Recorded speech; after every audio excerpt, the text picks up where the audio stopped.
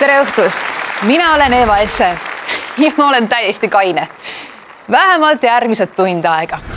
Mis aga edasi saab, seda on raske öelda, sest minagi olen Soome uurilane. Ja kes eestlaste kannatuste rohket ajalugu natukenegi tunneb, see teab, et ilma alkoholita on meil pea võimatu elus hakkama saada. Jutt ei jookse, julgusest jääb vajaka ja ka mõttelend pole pitsi viinata päris see. Järgmine tund möödub ohtra alkoholi seltsis. Ja vahet ei ole, kas te olete karsklane või tipsutaja, puritan või alkohoolik. See teema puudutab meid kõiki. Ükskõik, kas te istute praegu kodus teleka ees või olete siin stuudios meie võrratus võlts publikus. Aitäh. Kord istunud eestlane üksiku saarel. Temast ujus mööda kuulds kalake. Ma täidan su 3 soovi, pöördus kalake eestlase poole. Mis on su esimene soov? Ma soovin, et kogu meri minu ümber oleks viin, teatas eestlane. Ja nii saigi. Aga mis on su teine soov, küsis kala. Ma soovin, et see saar oleks naisi täis, vastas eestlane. Ja nii saigi. Ja mis on sinu 3. soov, uuris kuldkalake eestlase käest. Äkki saaks seda viina veel natuke juurde, ütles eestlane. Tõsi, mis tõsi. Juba meie esivanematel oli kombeks öelda, kui ei ole surmatõbi, siis saab ikka viinast abi. Nad kallasid endasse liitrite viisi alkoholi ja kuigi ühest küljest võis see tõesti profülaktiline ravi olla, hakkas viin tasapisi eestlase DNA-sse pugema, kus ta tänaseni kuhugi kadunud ei ole. Eestlaste ja alkoholi vereside ulatub nii kaugele ajalukku, kui me pidevate mäluaukude kiuste meenutada suudame.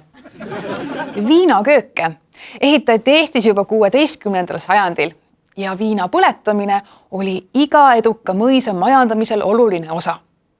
Viina põletamine ei tähenda muide Viru valgele tule otsa panemist.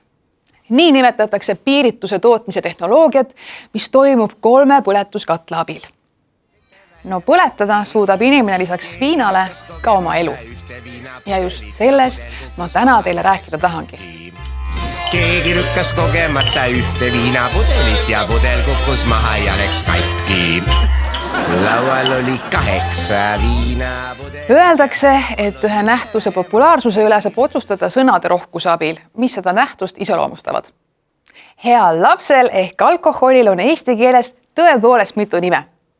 Jänesejalaõli, surm purjede all, vedelleib, vembuvesi, ämmasurm, lennukikütus, kardaan, 7:30, tinktuur, sang, võsavikat, sirp ja vasar, lapik, vinoteks, metsakohin, asunik, snibilibovski, tinunn, viinust, integratsioonikokteiil, lauluõli, voolav maiustus, akumulaator, oina limonaad, Pärnu pimesik, kurekael, mullipeet, punamütsike, karupuuks, torpeedo ja muidugi muruveide tatt. Vähem värvikas pole ka nende väljendite nimekiri, mis alkoholi joomist kirjeldavad.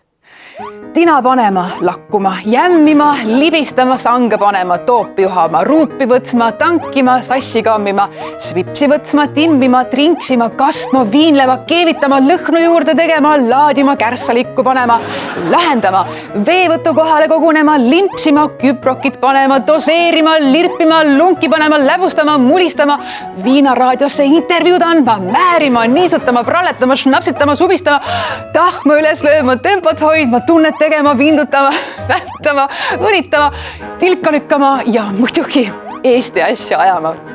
No loomulikult, kelle teise asju kui mitte Eesti oma see piirituskurku kallates ikka ajad. Ka meie popkultuuri on aegade algusest viinaga õlitatud. Juba Kalevipoeg armastas lähivälismaal joomas ja saarepiigasid murdmas käia, kui diplomaatiliselt väljenduda. Vähe sellest. Eesti rahvuseepose nimi tegelane ei pidanud paljuks ka täispeaga mõõga järele haarata ja Soome sepa poja verd lennutada. Seda traditsiooni, tahmas peaga inimelude võtmist, jätkab Kalevite kangerahvas tänaseni.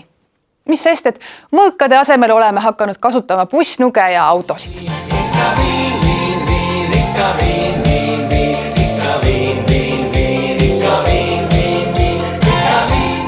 on alati soovinud Põhjamaade hulka kuuluda ja vähemalt alkoholi tarbimise osas on see meil hiilgavalt õnnestunud. Eestis valitseb niinimetatud põhjamaise alkoholi tarvitamise kultuur, kus alkoholi tarvitatakse korraga suurtes kogustes eesmärgiga end purju juua. Häid jõule! Head uut aastat! Sitta see lapsepõlv, joome täis. Nõukogude ajal oli see igati loomulik, sest toona oli kogu ühiskond hommikust õhtuni juua täis.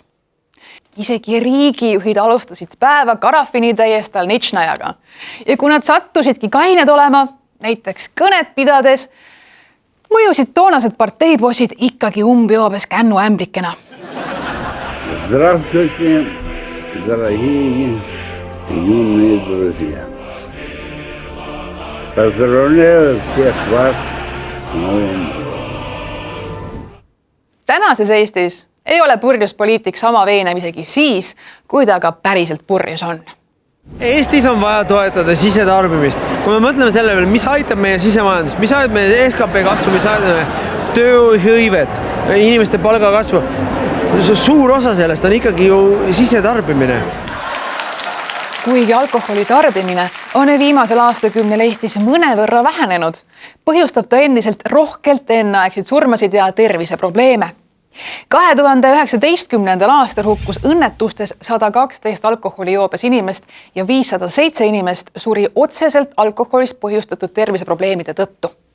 Miks küll? Eks ikka seetõttu, et me joome liiga palju. 9% Eesti meestest tarvitab alkoholi iga päev. 71% meestest ja 36% Eesti naistest joovad end aeg-ajalt purju. 27% Eesti meestest joob end purju vähemalt korra nädalas ja 20% vähemalt korra kuus. Eesti naised purjutavad harvem. Vähemalt korra kuus joob end purju 10% naistest. Täpselt nii. Iga 10. Eesti naine, kes teile tänaval vastu jalutab, paneb vähemalt korra kuus pildi taskusse. Isegi Kaja Kallas tegi Eesti sünnipäeva eel üleskutse viin lauale tõsta. Teeme see aasta teistmoodi. Tähistame seda peredes, sööme ühe väikese kiluvõileiba, võib-olla võtame pitsikese valget viina ja oleme seal sinimustvalgetega, aga me ei kogune suurtes hulkades, sellepärast et see tõstab oluliselt viiruse levikut. Kaja Kallasest tuleb muidugi aru saada. Püüdke ise kaine peaga juhtida valitsust, mille kultuuriministriks oleks napilt saanud Koit Toome ja mille keskkonnaministriks sai Tõnis Mölder, ehk mees, kes vastab igale küsimusele alati ühtemoodi. Kuidas iseloomustada Keskerakonda 6 sõnaga? Soe piim, mis on ümber läinud. Millist pealkirja võiks kanda teie elulooramat? Soe piim, mis on ümber läinud. Klaasike Proseccot või soe piim, mis on ümber läinud? Soe piim, mis on ümber läinud. Kaja Kallas ei ole muidugi ainuke eeskuju, kes avalikult joomist propageerib. Tehke lahti Instagram või YouTube ja teid ründavad 10 suunamudijad ja arvamusliidrid, kes inimesi humala merre hullama kutsuvad. Me kõik joome viina. Nii sina kui fucking mina. Cheers, lassa ausalt. Bad girls. See kõik on omakorda tõstatanud küsimuse alkoholireklaami piirangute tõhususest ja mõttekusest. Alkoholireklaamil on Eestis väga ranged raamid, kuid peaministrit ja influencerit on keeluline keelata, sest mõlemad on oma tegemistes vabad. Kas eestlast on võimalik kas või pooleks tunniks viinast eemal hoida? Sellele küsimusele on paljud valgustatud inimesed püüdnud vastust leida.